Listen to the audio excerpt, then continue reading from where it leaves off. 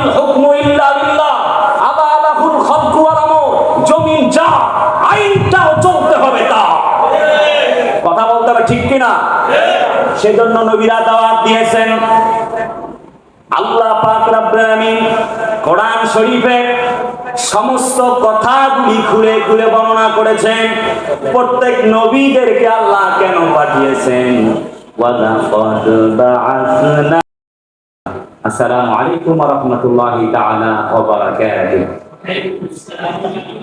প্রিয় উপস্থিতি, আপনারা সবাই কেমন আছেন? আমাদেরকে ভালো রেখেছেন কে? যে আল্লাহ তাআলা আমাদেরকে ভালো রেখে সুস্থ রেখে নেয়ামত রাজি দান করে, ফাদলা মিনাল্লাহি ওয়া নি'মা, যিনি আমাদেরকে করুণা করেছেন, সে রবের দরগাহে বলছি আলহামদুলিল্লাহ। রাসূলুল্লাহর প্রতি দরুদ আর সালাম পাঠ করছি, যিনি মানবতার নবী, মানবতার বন্ধু, সে রাসূল আকরাম সাল্লাল্লাহু আলাইহি ওয়াসাল্লামের প্রতি দরুদ সবাই মিলে বলছি সাল্লাল্লাহু আলাইহি ওয়াসাল্লাম। আমি সূরাতুল আম্বিয়া থেকে 107 নম্বর আয়াতে কারিমা তেলাওয়াত করেছি। আল্লাহ চাহে তো এখান থেকে কিছু কথা বলবার চেষ্টা করব ইনশাআল্লাহ। আমি কিছু কথা বলবো, বাকি কথা আমাদের প্রাণপ্রিয় বড় ভাই হযরত মাওলানা আলহাজ আব্দুর রহিম আল মাদানী সাহেব হাফিজাহুল্লাহ, তিনি তাশরীফ আনবেন ইনশাআল্লাহ।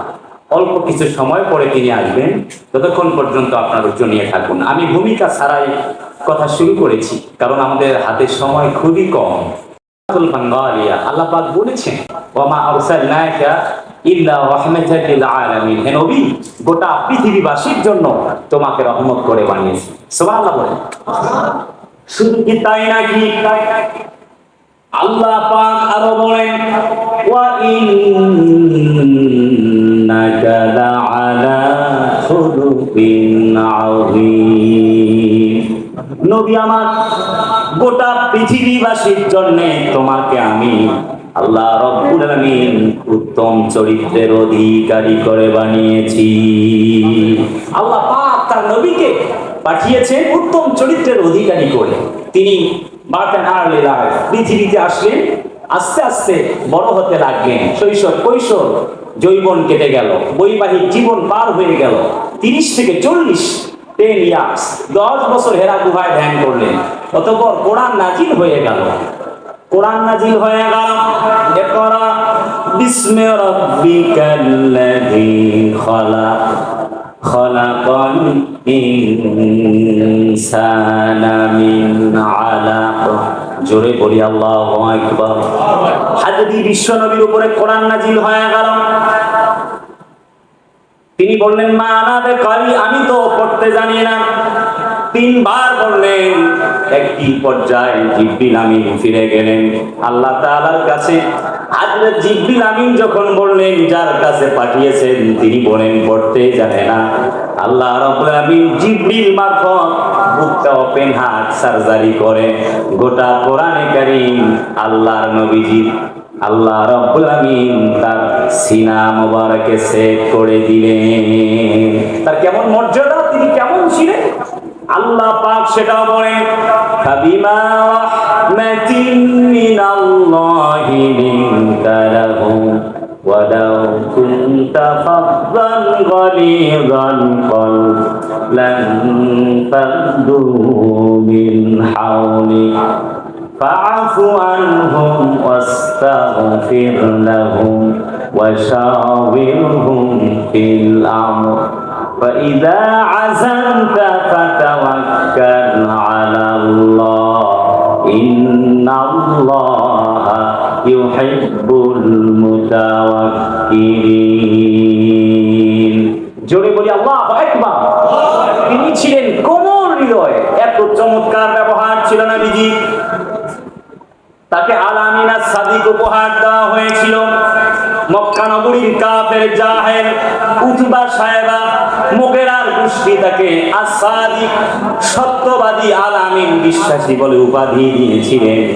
সেই নবী যখন কোরআনের দাওয়াত দিলেন, কুলু লা ইলাহা ইল্লাল্লাহ তুফলিহুন, কলমা পড়ো, ঈমান আনো, আল্লাহ ছাড়া আর কোনো মালিক নাই। আল্লাহ ছাড়া আর কোনো মালিক আছে? রাসূলুল্লাহ দাওয়াত দিতে লাগলেন, আল্লাহ লাহুল খালকু ওয়াল আমর, সূরাতুল আরাফ 54 নম্বর আয়াত। 54 ভার্স। আল্লাহ পাক বলেছেন জমিন যার আইন চলবে তার মানে হচ্ছে বেটা ফ্রান্সের প্রধানমন্ত্রী ম্যাক্রোর আইন চলবে না, চাচিল প্রোর আইন চলবে না, অ্যাঞ্জেলা ট্রুডোর আইন চলবে না, অ্যাঞ্জেলা মার্কেলের আইন চলবে না, বেটা ডোনাল্ড ট্রাম্পের আইন চলবে না, নরেন্দ্র মোদীজির আইন চলবে না। জমিন যার, ইনিল হুকমু ইল্লা লিল্লাহ, আবা লাহুল খালকু ওয়াল আমর। জমিন যার, আইনটাও চলতে হবে তার। কথা বলতে হবে ঠিক কিনা? সেজন্য নবীরা দাওয়াত দিয়েছেন। আল্লাহ পাক রব্বুল আমিন কোরআন শরীফের সমস্ত কথাগুলি খুলে খুলে বর্ণনা করেছেন। প্রত্যেক নবীদেরকে আল্লাহ কেন পাঠিয়েছেন? ওয়ালাকাদ বাআসনা ফি কুল্লি আল্লাহ বলেন প্রত্যেক জাতির কাছে, কওমের কাছে আমি নবী আলাইহিমুস সালামদেরকে পাঠিয়েছিলাম, আম্বিয়া আলাইহিমুস সালামদেরকে পাঠিয়েছিলাম। একটি তাদের দায়িত্ব, জমিন যার, আইনটাও চলা লাগবে তার, এই দাওয়াত দেবার জন্য। ইয়া আইয়ুহান নাস উবুদু রাব্বাকুম, glorify the name of your Lord, because Allah is one. He neither begett's not to him any equivalence. All praise is due to Allah, Lord of the worlds. If you practice, if you recite the Holy Quran in every single day, শুধুমাত্র আল্লাহর গোলামি করা, কোরআন মানা, ইয়াহদি লিল্লাতি হিয়া আকওয়াম। হেদায়েতের নিশা, সে আল্লাহ পাকের পক্ষ থেকে হেদায়েতের নিশানা, কোরআনকে গ্রহণ করবার জন্য, দ্বীনকে কায়েম করবার জন্য। সারা আলাইকুম মিনাদ দ্বীন মা ওয়াসা বিহি নূহা, হযরত নূহ নবী, ইব্রাহিম নবী, মূসা, ঈসা, আন আকিমুদ্দিন, তারা সকলে যে দ্বীন কায়েমের কথা বলছেন, সে দ্বীন কায়েমের জন্য হযরত রাসূলুল্লাহ দাওয়াত দিতে লাগলেন। চতুর্দিক থেকে বাধা শুরু হয়ে গেল। হযরত নবীজি দাওয়াত দিতে লাগলেন, কাফেররা বিরোধিতা করলেন। একবার তিনি একটি যুদ্ধ অভিযান থেকে ফিরছেন, প্রতিমধ্যে সেনা সদস্যদেরকে বললেন, একটু তোমরা ঘুমিয়ে পড়ো, নিজেদের শরীরকে চাঙ্গা করবার জন্য রেস্ট করো। সঙ্গী সাথীরা সবাই ঘুমিয়ে গেল, আল্লাহ নবীজি নিজেও ঘুমিয়ে গেলেন। তরবারিটা কোষবদ্ধ করে তিনি ঘুমিয়ে গেলেন একটি গাছের ডালের মধ্যে রশি দিয়ে বেঁধে। রাসূলুল্লাহ সহ সঙ্গীরা যখন ঘুমায়া গেলেন, নবীজি ঘুম থেকে উঠবার আগে একজন ইহুদি এসে তার অস্ত্রটা, তার কোষবদ্ধ তরবারিটা হাতের মধ্যে নিলেন এবং বিশ্ব নবীকে জাগায় দিলেন। বললেন, ও মুহাম্মদ, বেটা শোনো, আর দেরি করো না, তোমাকে এখন কে বাঁচাবে? তুমি আমারে বলো, তোমারে কে বাঁচাবে? তুমি তো ইসলামের কোরআনের দাওয়াত দাও, এই জমিনে তোমার ইসলামের আইনটাই চলবে না। হযরত নবীজি তিনি বলে উঠলেন, ফাইদা আযামতা ফাতাওয়াক্কাল আলাল্লাহ,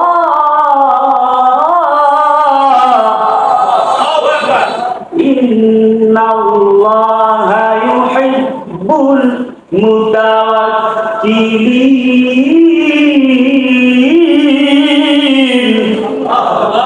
জোরে বলুন আল্লাহু আকবার। তিনি জানায় দিলেন, ঘোষণা করলেন, তুমি তো জানো না আমি শুধুমাত্র ওয়াতাওয়াক্কাল আলাল্লাহ ওয়া কাফা বিল্লাহি ওয়াকিলা, আমি আমার রব আল্লাহর উপরে শুধুমাত্র একমাত্র আল্লাহর উপরে ভরসা করেছি, তিনি আল্লাহ রাব্বুল আলামিন আমাকে হেফাজত করবেন। সুবহানাল্লাহ, জোরে বলেন ইন্নাল্লাহা ইউহিব্বুল মুতাওয়াক্কিলিন। তুমি কি জানো না আল্লাহ যারা আল্লাহর উপরে ভরসা করে তাদেরকে পছন্দ করে, তুমি জানো না? ইহুদি দেরি করলেন না, তিনি বললেন, মুহাম্মদ, জীবন যখন যায় ঠিক সেই মুহূর্তে তুমি বলছো আল্লাহ বাঁচাবে। আমি বুঝতে পেরেছি তোমার আল্লাহ সত্য, তোমার দ্বীন সত্য, তোমার কোরআন সত্য। এক মুহূর্ত দেরি করতে চাই না, কালেমা পড়ে মুসলমান হয়ে গেলাম। লা ইলাহা ইল্লাল্লাহু মুহাম্মাদুর রাসূলুল্লাহ। জোরে কোন সুবহানাল্লাহ। দেরি হয় নাই, কলমা পড়ে মুসলমান হয়ে গিয়েছে। রাসূলুল্লাহ চতুর্দিক থেকে দাওয়াত দিয়েছেন ইসলামে। হযরত ওমর বলে, ইয়া রাসূলুল্লাহ, কাফেররা মারা গেলে যাবে কোথায়? নবীজি বললেন, জাহান্নামে। আমি মারা গেলে যাব কোথায়? নবীজি বললেন জান্নাতে। হযরত ওমর বলেন দ্বিতীয় কোনো গল্প, কোনো কথা আর শুনবার দরকার নাই। যদি তাই হয়, তুমিনুনা বিল্লাহি ওয়া রাসূলিহি ওয়া তুজাহিদুনা ফি সাবিলিল্লাহি বিআমওয়ালিকুম ওয়া আনফুসিকুম যালিকুম খায়রুল লাকুম ইন কুনতুম তা'লামুন। জোরে বলি আল্লাহু আকবার। যদি তাই হয়, ঈমান এনেছি, অতঃপর আল্লাহর পথে জিহাদ করব, এক মুহূর্ত কোনো কথা শুনতে চাই না। কতজন বলতে হবে? নবীজি বললেন মোট 40 জন। হযরত ওমর বলেন আমি সহ কতজন হয়ে গেল? নবীজি বলে মোট 41 জন আমাদের সাথে হয়ে গেল, সঙ্গী সাথীরা মিলে। হযরত ওমর বলেন 41 জনের মিছিল হবে। হযরত নবীজি মাঝখানে, ডান দিকে আবু বকর, বাম দিকে ওমর। হযরত ওমর একটি তাকবীর দিয়েছেন, নারায়ে তাকবীর। হযরত ওমরের এক তরবারির আঘাত পর্যন্ত লাগে নাই, শুধুমাত্র কালেমার একটি আওয়াজ, নারায়ে তাকবীরের আওয়াজ দিয়েছেন। ওয়া রাব্বাকা ফাকাব্বির, আল্লাহ রবের তাকবীর দিয়েছেন। দেরি হয় নাই, কাঁপতে কাঁপতে কাফেরদের হাত থেকে অস্ত্র পড়ে কালেমা পড়ে মুসলমান হয়ে গিয়েছে। জোরে বলি সুবহানাল্লাহ। সেই ঈমান আজ আর আমাদের নেই। হযরত ওমর রাদিয়াল্লাহু তাআলা কেমন ঈমান গ্রহণ করেছিল। উতবা সাহেবা মুগেরা বলে কাকে দেখা যায়? বলে ওমরকে দেখো না, খাত্তাবের বেটা ওমর। বলে আর সামনে যেও না, দরজা বন্ধ করো। জানালা দিয়ে কথা বলা বলি করছেন, যদি বাঁচতে চাও বের হয়েও না, কল্যাণ নিয়ে ঘরে ফিরে আসতে পারবা না। ওমর খাত্তাবের বেটা তোমাদেরকে কতল করবে, হত্যা করবে।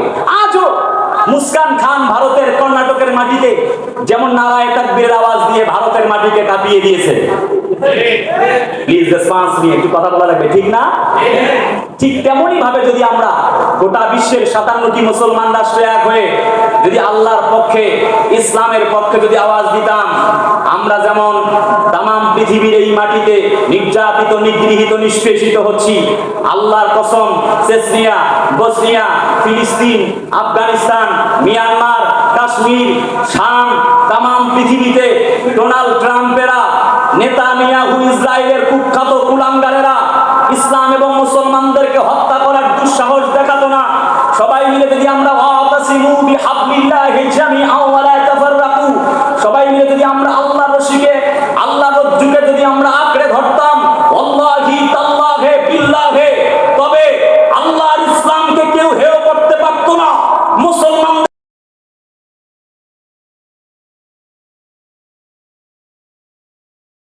পেত না।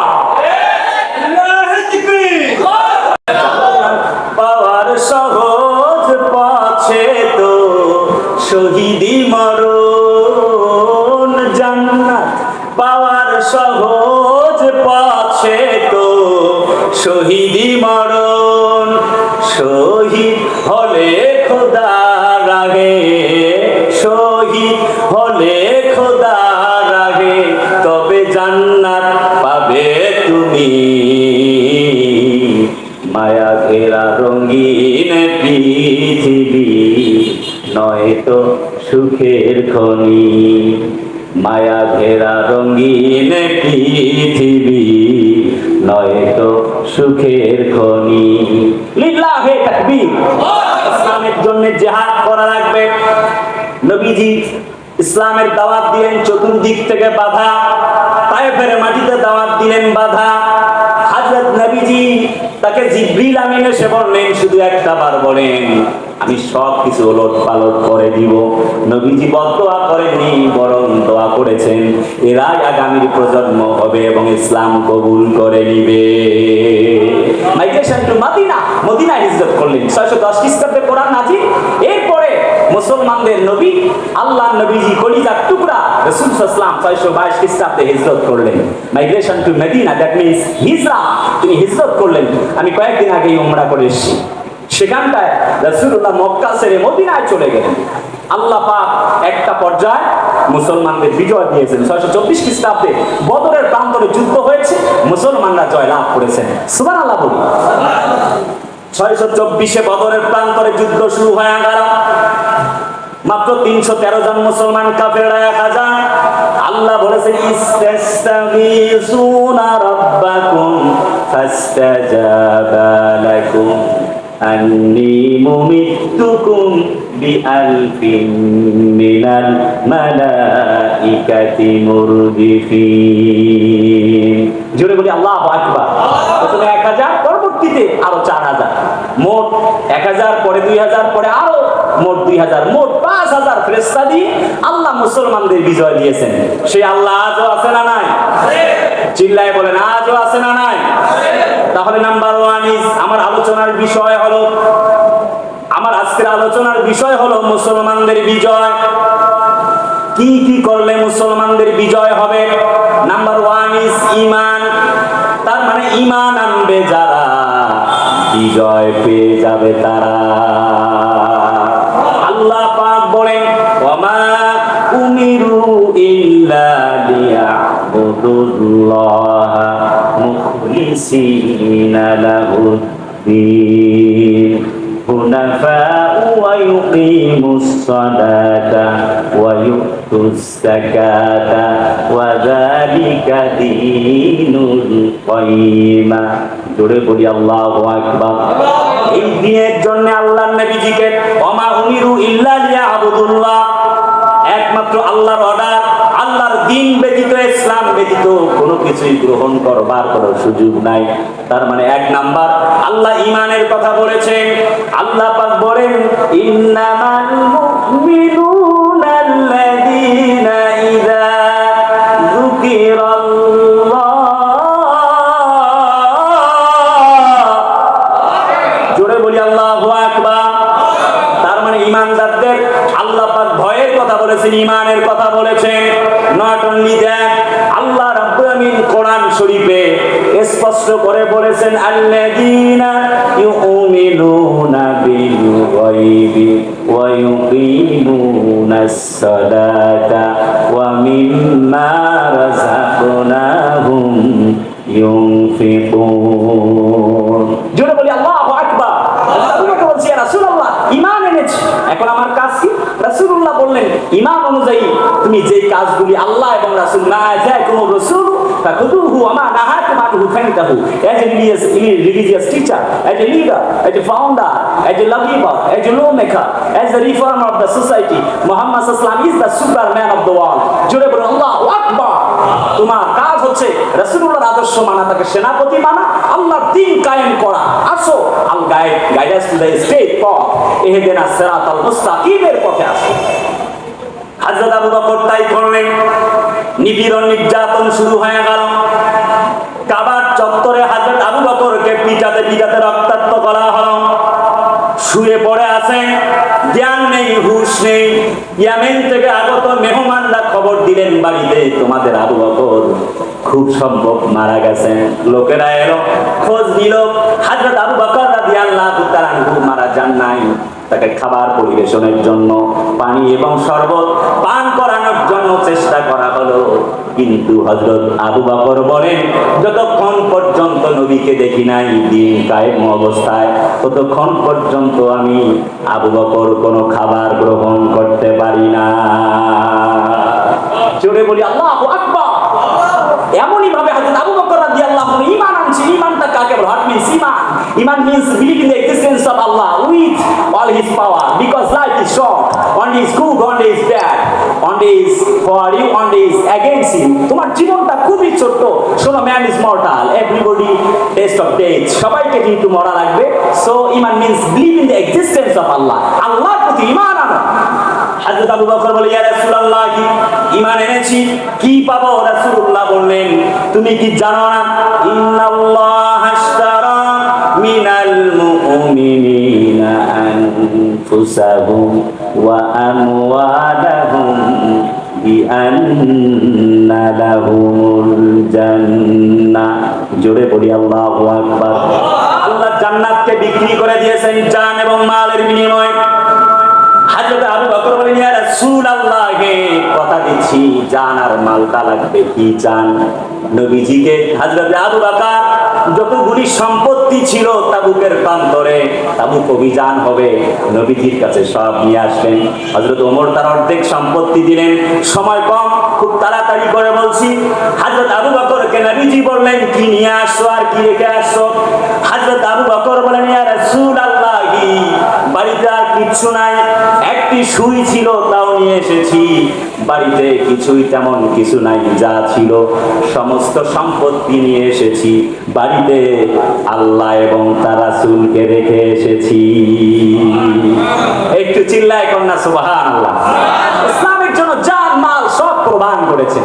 আমরাও প্রয়োজনে জান দিতে পারি, মালও দিতে পারি, ঈমান ছাড়তে পারি না। আমাদের প্রাণ আল্লামা মামুনুল হক হাফেজাহুল্লাহ কথা বলে না? আপনারা দেখেছেন তাকে মুকুট পরানো হয়েছে।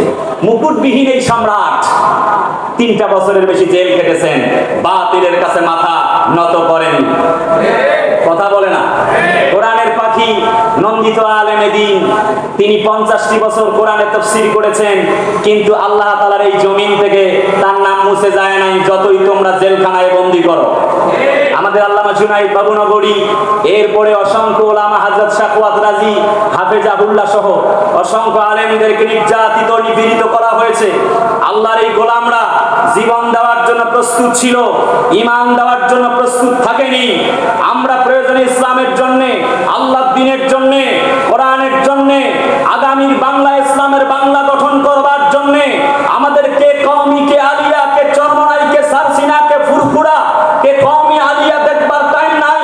আনাকিমুদ্দিন, ইসলামের দ্বীনকে কায়েম করবার জন্য প্রয়োজনে আমরা হাত দিতে পারি, প্রয়োজনে আমরা পা দিতে পারি, প্রয়োজনে আমরা নাক দিতে পারি, আমরা কান দিতে পারি, আমরা আমিরে হামজার মতো আমাদের বুকের কলিজা দিতে পারি, আমরা আমাদের জীবনের সর্বোচ্চ আমাদের সন্তানদেরকে ইয়াতীম বানাতে পারি, আমরা আমাদের স্ত্রীদেরকে বিধবা বানাতে পারি, আমরা মা হারাতে পারি, আমরা বাবা হারাতে পারি, আমরা সর্বশেষ জীবন দেব, কল্লা দেব।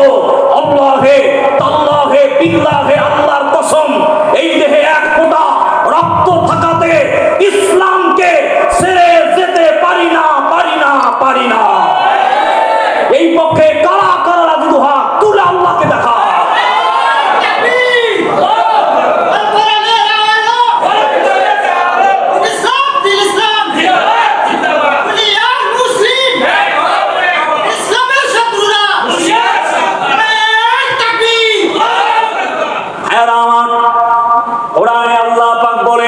জাতির লোকেরা ইউকাতিলুনা ফি সাবিলিল্লাহি ফায়াকতুলুনা ওয়া ইউকতালুন।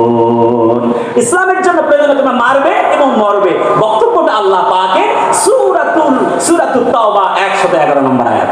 কথা বলেন, আমি ইসলামকে, আল্লাহ দ্বীনকে কায়েম করার জন্য প্রয়োজনে মরতে রাজি আছি। ইসলামের পক্ষে থাকার কারণে আমাদেরকে জঙ্গি, এরপরে রাজাকার ট্যাগ লাগিয়ে আমাদেরকে দীর্ঘ প্রায় 17টি বছর ইসলাম এবং মুসলমানদেরকে নির্যাতিত নিপীড়িত করা হয়েছিল। সময় পাল্টে গেছে, আর আজে বাজে স্লোগানের দিন শেষ। আগামীতে নারায়ে তাকবীরের বাংলাদেশ। চিল্লায় বলো ঠিক কিনা? আল্লাহ লাহুল খালকু ওয়াল আমর, জমিন যা আইন চলবে তা। ইসলাম কায়েম হয়ে যায়, সবাই শান্তিতে থাকবেন। কে আওয়ামী লীগ, কে বিএনপি, কে জামাত, কে জাসদ, কে বাসদ, কে চরমনাই, কে ছারসিনা, ইসলাম কায়েম হয়ে গেলে শান্তির নিশানা, শান্তির পতাকা উঠতেই থাকবে। কথা বলে না ঠিক কিনা? ইতিমধ্যে চরমনার পীর সাহেব হুজুর তিনি ঘোষণা করেছেন সবার ভোটের বাক্স হবে একটা। এরপর আরো অন্যান্য ইসলামী দলের ভাইয়ারা ঘোষণা করেছেন, জামাত ইসলামও তাই চেয়েছে।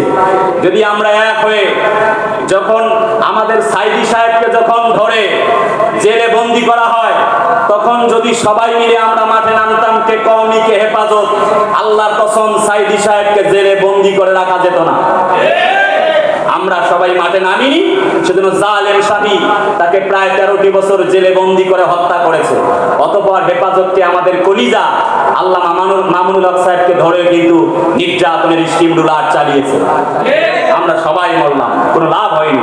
বরং ওয়াতাসিমু বিহাবলিল্লাহি জামিআ, যদি সবাই মিলে এক হতাম, unity is power, unity is strength অর্থাৎ ইউনিটি, এই ঐক্যটা হচ্ছে একটি শক্তি। when you are alone you are an individual, when you are unity you are power। যখন তুমি একা তখন তুমি ব্যক্তি, যখন তুমি ঐক্য তখন তুমি শক্তি। সুবহানাল্লাহ। ভাইরা আমার, একান্ত আপনজনেরা, তার মানে চরমনায়ের পীর সাহেব হুজুর তিনি যেমন ঘোষণা করেছেন সবাই মিলে সব ইসলামী দলগুলি এক হয়ে যদি আমরা আল্লাহর জমিনে দ্বীন কায়েমের যদি নাজরানা পেশ করতে পারি, আল্লাহর কসম 17 বছর আমাদেরকে নির্যাতন চালানো হয়েছে, আর আগামীতে 17 ঘন্টাও কেউ চালানোর স্বপ্ন দেখতে পারবে না। কথা বলে না কেন? 17 বছর মুসলমানরা নির্যাতিত হয়েছে না হয় নাই? আরে ভাই, কি আওয়ামী লীগ বিএনপি জানতে চাই না, মাহফিল বন্ধ হয়েছে না হয় নাই? যদি আমরা সবাই মিলে এক হয়ে ইসলামের বাক্স যদি ভোটের বাক্স দিয়ে একটা করি, আল্লাহর কসম আমাদের কেউ ঠেকাতে পারবে না। কিন্তু আমরা বিভিন্ন দলে দলে দলে বিভক্ত হয়ে যাই। আল্লাহি, আল্লাহর কসম, যদি আমরা এক হয়ে যাই আমাদেরকে 17 বছর নয়, 17 ঘন্টা নয়, জালেম শাহিরা 17 মিনিটও নির্যাতন করার সাহস পাবে না। আমাদের ঐক্যের অভাব, আমাদেরকে ঐক্য করতে হবে। তার মানে হচ্ছে 1 নাম্বার আমাদেরকে ঈমান এনে আল্লাহর পথে ঈমান অনুযায়ী কাজ করতে হবে। 2 নাম্বার আল্লাহ পাক বলেছেন, ইয়া আইয়ুহাল্লাযীনা আমানুস্তাঈনু বিস-সাবরি ওয়াস-সালাহ ইন্নাল্লাহা মা'আস-সাবিরিন। জোরে বলি আল্লাহু আকবার। আর একটু জোরে বলেন আল্লাহু আকবার। কলিজার টুকরা আপনজনেরা আমার, প্রিয় ভাইরা আমার, আল্লাহ রাব্বুল আলামিন মানব জাতির জন্য কি বক্তব্য দিয়েছেন শুনতে হবে। তাহলে তার মানে হলো, ইয়া ওহে আইয়ুহাল্লাযীনা আমানু, যারা বলেছো ঈমান এনেছি। শুনতেছেন না? আপনারা বোধহয় ঘুমাচ্ছেন। কে কে ঘুমাচ্ছেন হাত তোলেন তো। এই নিয়ে স্যার হাত তুলছে কেন? ঘুমাইলে কি হাত তোলা যায়? হাত তুলছে কে বাবা? ভুলক্রমে হাত তুলছে। আচ্ছা, ঘুমাইলে কি হাত তোলা যায়? আমি কি আয়াত তেলাওয়াত করেছি? আল্লাহ পাক বলছে, ওহে তোমরা যারা ঈমান এনেছো। বক্তব্যটা কার? আল্লাহ says the holy Quran। আল্লাহ পাক বলছে, when you sit for salat keep in your mind, নামাজে দাঁড়াও। সুবহানাল্লাহ কয়। Prayer is key to heaven। তুমি জানো না নামাজ আছে জান্নাতের চাবি। 1 নাম্বার ইয়া আইয়ুহাল্লাযীনা আমানু, আল্লাহ বলছে যারা ঈমান এনেছো। ঈমান আনার পর 2 নাম্বার কাজ। আমি 2 নাম্বার পয়েন্ট নিয়ে কথা বলতেছি, শুনতেছেন? আল্লাহ বলে যারা ঈমান এনেছো তোমাদের জন্য 2 নাম্বার কাজ হলো নামাজ কায়েম করো। আকিমুস সালাতা ওয়া আতুজ যাকাতা ওয়ারকাউ মা'আর রাকিঈন। একটু কম দেখি আল্লাহু আকবার। আল্লাহ বলছে তোমরা রুকুকারীদের সাথে রুকু করো, সিজদাকারীদের সাথে সিজদা করো। আকিমুস সালাত, নামাজ কায়েম করো। এটি আল্লাহর কথা। আর সালাতু ইমাদুদ্দিন, নামাজ হচ্ছে দ্বীনের একটি অংশ। সালাতটা কি? as-সালাতু মিফতাহুল জান্নাহ। মেরাজের প্রফেট মুহাম্মদ সাল্লাল্লাহু আলাইহি ওয়াসাল্লাম নবীজি বলছে নামাজটা হচ্ছে জান্নাতের চাবিকাঠি। মান সালাতান, আল্লাহ পাকের নবীজি আরো বলছেন যে শোনো, মুতাআম্মিদান ফাকাত কাফারা, যে ব্যক্তি নামাজ পরিত্যাগ করেছে তার জন্য একটি বক্তব্য নবীজির পক্ষ থেকে, সেটি হচ্ছে সে ব্যক্তি ইসলাম থেকে খারিজ হয়ে গেছে।